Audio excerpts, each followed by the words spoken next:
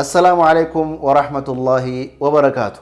قال رسول الله صلى الله عليه وسلم: أعطيت أمتي في رمضان 5 خصال لم تعطهن أمة قبلها. نبي عليه الصلاة والسلام يني أمة برمضان 5 ነገር ተሰጥቷታል አሉ ነብዩ አለይሂ ሰላቱ ወሰላም። ከዚህ በፊት የነበሩ ኡመቶች ያላገኙትን ከዚህ በፊት የነበሩ ኡመቶች ያልተሰጣቸውን 5 ነገር አላህ Subhanahu Wa Ta'ala ለኔ ኡመት ሰጥቷቸዋል አሉ ነብዩ አለይሂ ሰላቱ ወሰላም። አንደኛ ለኸሉፉ ፈሚ الصائم أطيب عند الله من ريح المسك። የአንድ ጾመኛ የአፍ ሽታ አሉ ነብዩ አለይሂ ሰላቱ ወሰላም።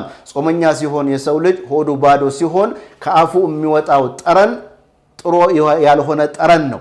ያቺ ጠረን አሉ ነብዩ አለይሂ ሰላቱ ወሰላም أطيب عند الله من ريح المسك። ከሚስክ የበለጠ አላህ Subhanahu Wa Ta'ala ዘንድ ጥሩ ማዕዛ ጥሩ ሽታ አላት አሉ ነብዩ አለይሂ ሰላቱ ወሰላም። ይህ አንደኛው ነው። ሁለተኛ ወተስተግፊሩ ለሁም الملائكة حتى يفطروا። መላእክቶች እስትግፋር ያደርጉላቸዋል፣ መላእክቶች ዱዓ ያደርጉላቸዋል እስኪያፈጥሩ ድረስ። ይህም ለኔ ኡመት የተሰጠ ትልቅ ስጦታ ነው ለነብዩ አለይሂ ሰላቱ ወሰላም። ሶስተኛ ወተሰፈዱ فيه መረደቱ الشياطين። አስቸጋሪ የሆኑ ወስዋስ የሆኑ የሰው ልጆች ከዲን የሚያርቁና የሚያወጡ ሸይጣኖች ይታሰራሉ አሉ ነብዩ አለይሂ ሰላቱ ወሰላም። አራተኛ ወዩዘይኑ الله ጀነተሁ። አላህ Subhanahu Wa Ta'ala ጀነቱን ያጋግጠዋል፣ ጀነቱን ያሸበርቀዋል። ምን እያለ የኔ ባሪያዎች ሊመጡብሽ ይቃረባሉ፣ የኔ ባሪያዎች ወደ አንቺ ይመጣሉ ከብዙ ትግል ከብዙ መከራ ከብዙ ጭንቅ በኋላ ወደ አንቺ ሊመጡ ነውና መጋጌጥ አለብሽ ብሎ አላህ Subhanahu Wa Ta'ala ያጋግጣታል ጀነትን ማለት ነው። ይህ አራተኛ ነው።